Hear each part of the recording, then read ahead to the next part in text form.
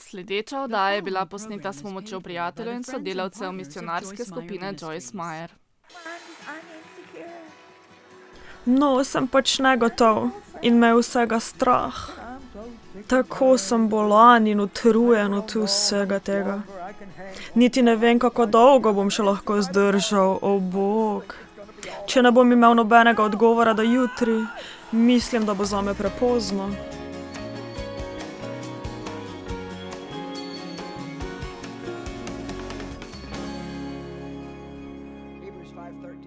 Hebrejcem 5:13. Vsak namreč, ki uživa mleko, je še neizkušen v besedi pravičnosti, saj je še otrok. Dajte no, ali vidite to? Vsakdo, ki se hrani z mlekom. Kaj je mleko sveta? Ti si čudovit, rad te imam, Bog ima dober načrt za tvoje življenje. V redu je, ti si najboljši na vsem svetu. V redu je, ne skrbi. To je mleko za dojenčke. Vi morate vso hrano za dojenčke pretlačiti, preden mi jo daste. Oni ne morejo imeti večjih, vendar kot mnogi izmed vas že veste, se mi slaščice ne posrečijo. Pred davnim časom sem stiskala banane in breskve. Sedaj prodaja meso. Amen. Odrastite, pojdite prek samih sebe in sledite načrtu. Zavedajte se, kdo ste v Kristusu. Uprite se hudiču. Ne pokorite se temu, kar ljudje mislijo o vas. Ampak vi sami upravljate svoje življenje. Ne preživite svojega življenja žalostni in zagrenjeni ob nekom, ki je tam zunaj in se zabava. Niti se ne zmeni, če ste jezni. Nehajte živeti po svojih občutkih. Nehajte živeti po lahkih mislih, ampak obnovite svoj Poglobite se in preštudirajte Božjo besedo zase.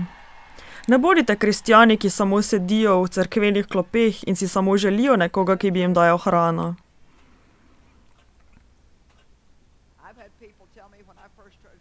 Govorila bom tem ljudem. Oni so bolj veseli tega, kar govorim, kot ste vi.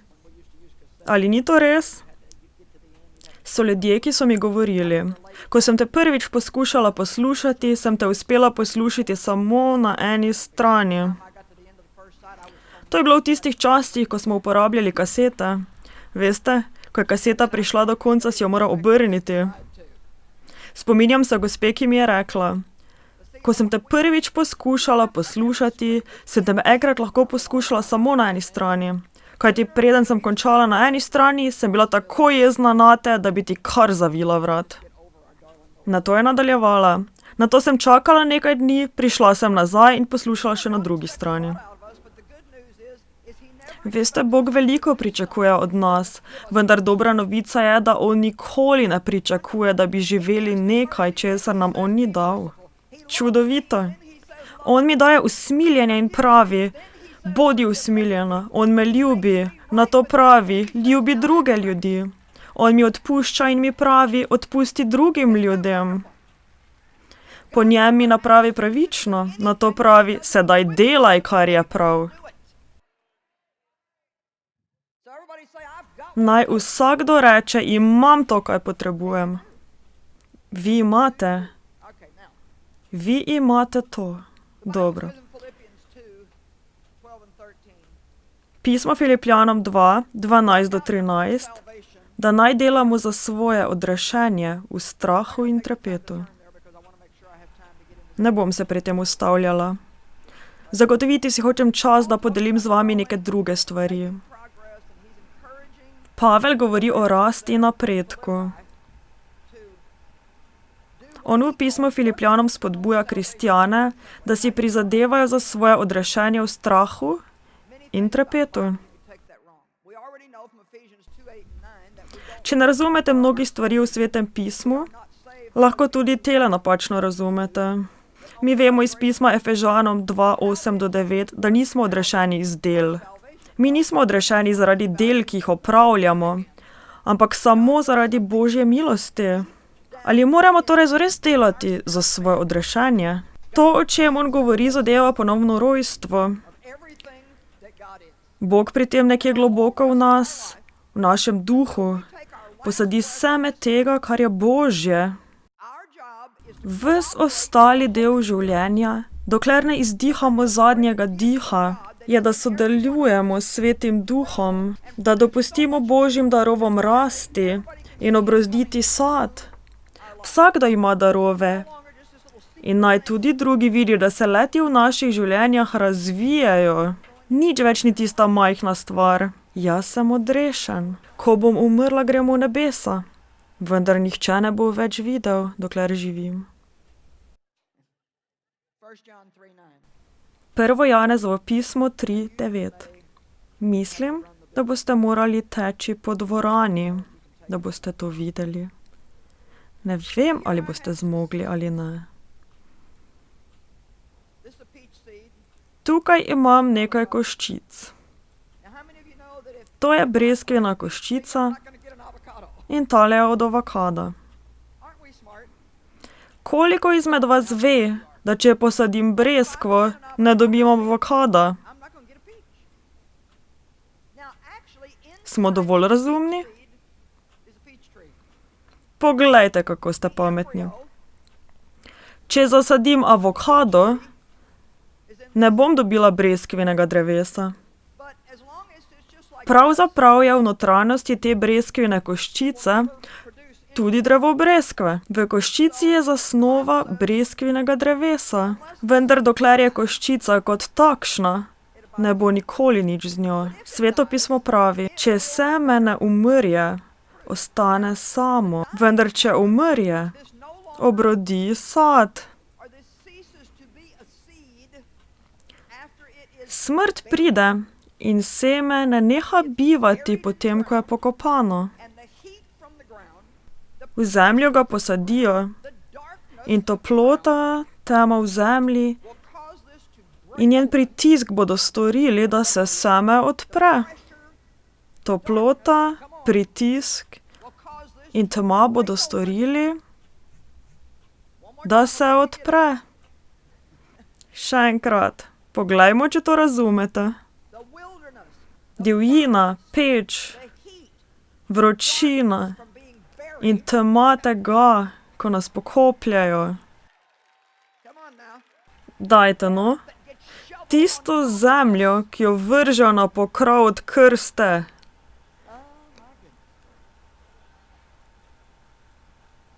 O, moj Bog. Bo nekako vzrok za konec obstoja in bo prišla ven majhna korenina, ter si bo vzela čas, veliko časa, da bo ta korenina začela rasti. Čas. Potem pa korenine in še enkrat korenine. Te bodo prepletale vso zemljo in kar naenkrat bo na vrhu en poganjek, pa drugi in tretji. Prav. Ali ste sedaj pripravljeni? 1. Janezovo pismo 3. poglavje, 9. vrstica. Nihče, ki je rojen iz Boga, ne dela greha. Ne pravi tega, da nismo nikoli grešili.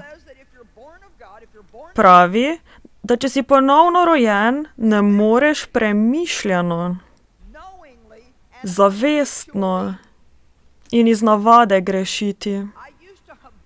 Po navadi sem grešila iz navade in vsake toliko časa sem se dvignila in naredila, kar je prav.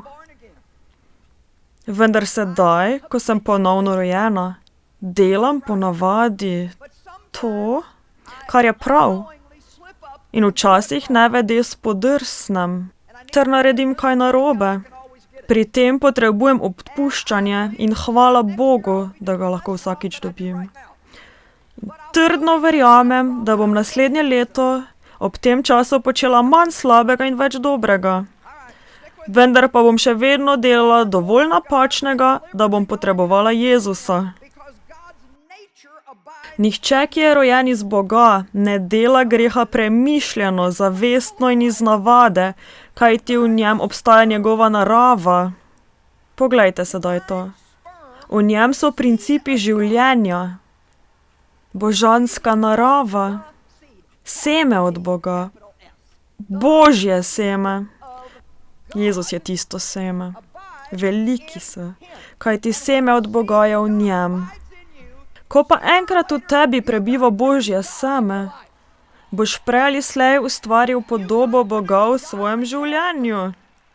Zase morate ustvariti Božji značaj, vendar prav tako, kakor seme mora umreti. Moramo glede na Sveto pismo umreti sami sebi. Ukoreniniti se moramo v Božji ljubezni. Ukoreniniti se moramo v veri.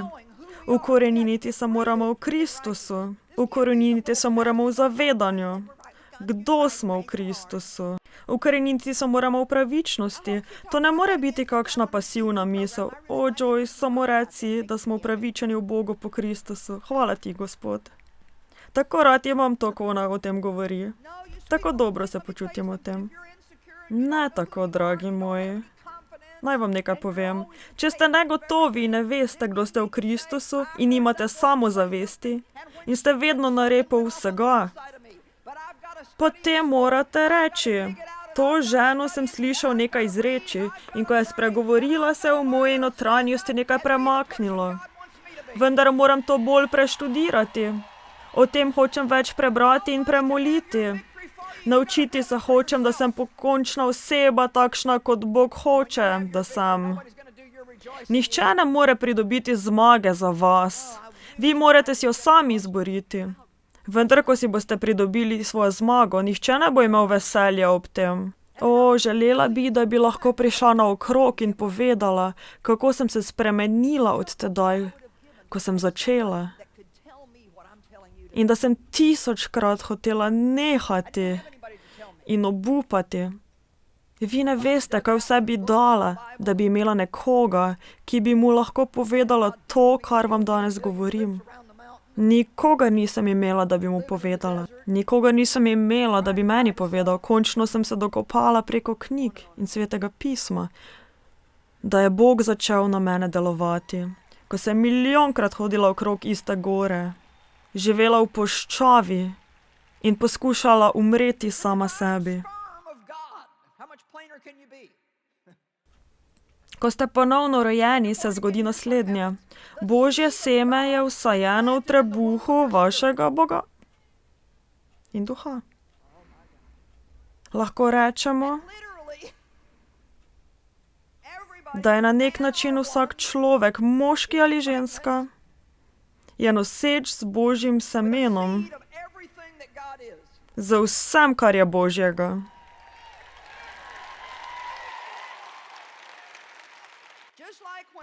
Prav tako kot tedaj, ko je moško seme vsajeno v maternico žene. Tam je seme tega, kar sta tisto dva starša. Če ima to seme hrano in varnost, vendar, gospe, kakor veste, med semenom in rojstvom je nekaj trpljenja. Pred porodom so krči, takoč pač je, so krči in je porod. Mogoče ste nekateri izmed vas prav v teh krčih. Dajte no.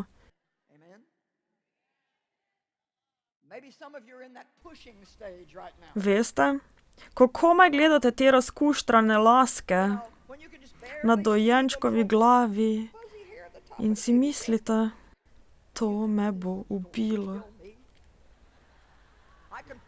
Zagotovim vam lahko, da tega ne bom zmogla. O, Bog! Tega ne bom nikoli storila, dokler bom živela. Nato pa nek zdravnik, ki nikoli ne more roditi, pravi: pritisni. Veste, tudi jaz to danes delam. Pravim vam, pritisnite.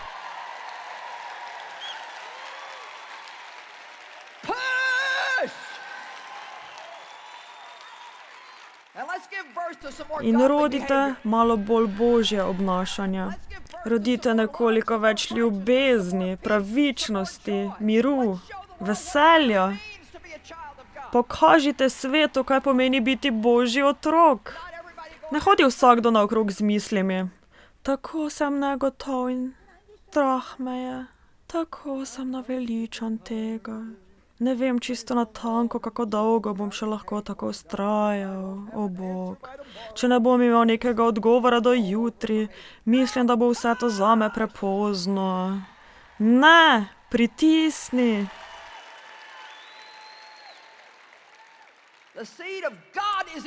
Božje seme je v tebi. Kako morate držati svojo glavo v pesku in se obnašati, kakor da je konec sveta, če ne dobite tega, kar želite, in tisto minuto, ki to želite? Božje seme je v vas.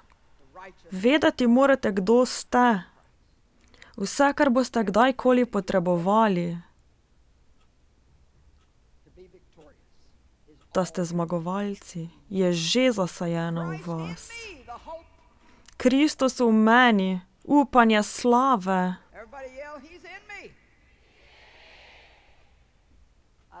Vsakdo naj reče, on je v meni. Rada imam ta odlomek iz Janezovega pisma 3:9. Sveto pismo pravi, da bi morali umiti v vodi Božje besede.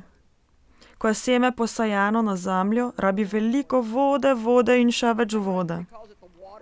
Po besedah apostola Pavla je to voda Božje besede. Zakaj? Zato, ker zaliva Božje seme.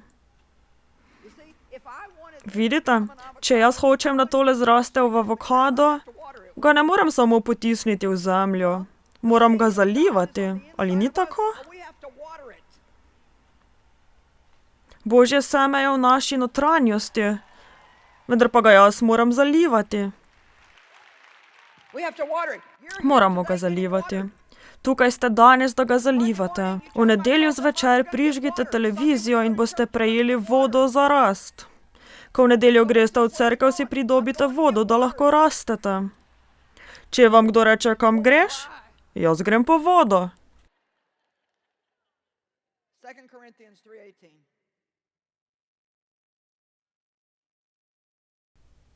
Kjer pa je Gospodov duh? 2. Korinčanom 3:17. Kjer pa je Gospodov duh, tam je svoboda. Ni samo oklepanje zakonov, ampak je svoboda.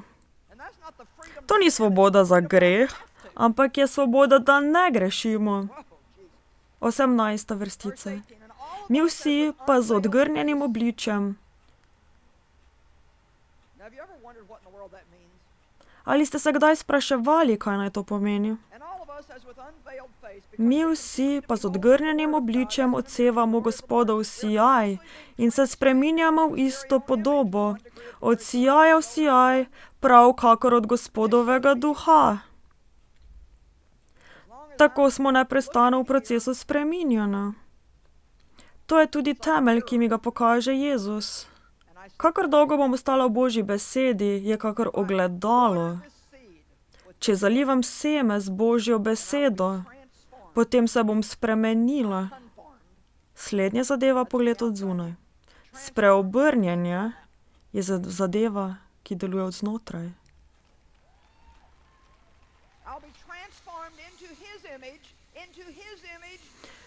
Spremenjena bom po njegovi podobi, v majhnih stopinjah rasti in slave. Ne zgodi se vse naenkrat. Vi se morate naučiti, kako se boste veselili slave, v kateri živite, in se ne boste bali stopiti v slavo koga drugega. Če vsako jutro posvetite 5 minut molitve, potem se ne pustite zmesti od prijateljice super kristjanke. Recite ji, to je slava, v kateri sem prav sedaj, hvala ti, veselila se bom te slave. Nisem bila tam, kjer bi morala biti, vendar hvala Bogu, nisem več tam, kjer sem bila. Veselila se bom potovanja. Kaj sedaj s to stvarjo odgrnjenega obraza? Vsi mi smo z odgrnjenim obrazom, ker živimo v Božji besedi, v slavi Boga. Potem je razlika gledati na to z zagrnjenim obrazom, z odgrnjenim obrazom. Ko je Mojzes prišel iz gore Sinaj, ko je prinesel zapovedi, so se te tako svetile, da si je moral zastreti obraz, da se lahko gleda. Torej, če so zakoni bili v takšni slavi, koliko slave je šle tam, kjer ni postave? Tole jim govori. Veste, Pavel je govoril Korinčanom, ki so živeli pod postavo. Oni so vse vedeli o zagrinjalu in kar v resnici pomeni gledati skozi zagrinjalo. Lahko dobite samo senco tega, kakšen je Bog, vendar pa ne vidite Boga. Vi ne morete v resnici videti Boga po zapovedih. Lahko ga vi vidite po Kristusu, ker je dar milosti. On nam govori, da moramo umreti po postavi in njenim zahtevam, tako da pridemo do Kristusa. In on nam govori, jaz ti bom pomagal biti to, kar hočem, da si. Jaz nočem, da si nekaj po postavi, vendar ti bom pomagal pri vsajenju semena vsega, kar hočem, da je v tebe. In ti bom pomagal rasti. Vendar pa ne moramo več gledati na vse, kar vidimo, kakor na nove zakone in predpise. Naj vam povem nek primer. Na prizorišče prideta ženin in nevesta. On v elegantni obleki, ona v belem in s pajčolanom na obrazu. Potem pa rečem, razglasim vaju za moža in ženo. To pomeni domačnost s Kristusom. Poljubiti ženo pomeni domačnost s Kristusom. Dobro. Kaj, če mu nevesta ne dovoli, da bi odstranil pajčolan? Da, ne sledite mi. Ne skrbi o tem. Kaj, če ne odpusti odstraniti pajčolana, se brani na vse načine?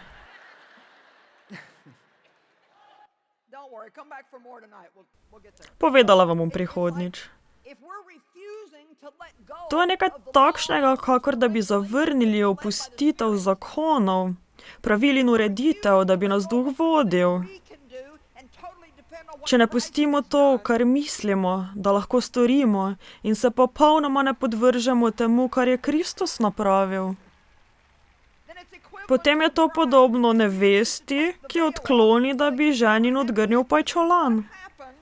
Tako nikoli ne morete imeti nobene intimnosti. Kaj se zgodi v trenutku, ko duhovnik reče, razglasim vaju za moža in ženo? Pajčolan več ne zakriva obraza. Ali se boste vse življenje le srečevali z Jezusom, ali pa ste pripravljeni, da se z njim poročite? Dajte no, še dlje lahko grem s tem. Vi ne morete imeti zakonskih otrok, če se ne poročite. Tako Bog ne more po vas, po dojenčkih ustvariti dobrega sadu, če se z njim ne poročite. Odkrite ta pajčolan iz zakonov in se naučite voliti Svetemu Duhu. Vi se lahko tudi ustanete in kričite, dovolj star sem. Mislim, da sem šla predaleč. Koliko izmed vas razume to, kaj pravim? Čas je, da izrečemo. Po Kristusu sem opravičen. On me ljubi. Ne živim pod zakoni, ampak živim po milosti. Vsak dan se vstanem in naredim najbolje, kar morem, pa vendar tudi tedaj napravim napake. Vendar veste kaj? Bog mi odpusti. Poročena sva. Med nama je osebni odnos. Nisem tam, kjer bi morala biti, vendar pa hvala Bogu, nisem več tam, kjer sem bila. Sem okej in hodim po svoji poti.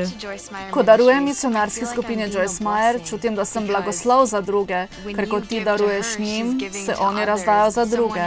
Nekdo mora plačati, da se oddaje posnamejo, predvajajo, da se lahko natisnejo knjige, ki jih beremo in se toliko iz njih naučimo.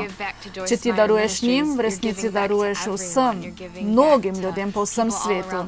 Biti partner misionarske skupine Joyce Meyer je zame priložnost povrniti za dobroto. Ti si tu.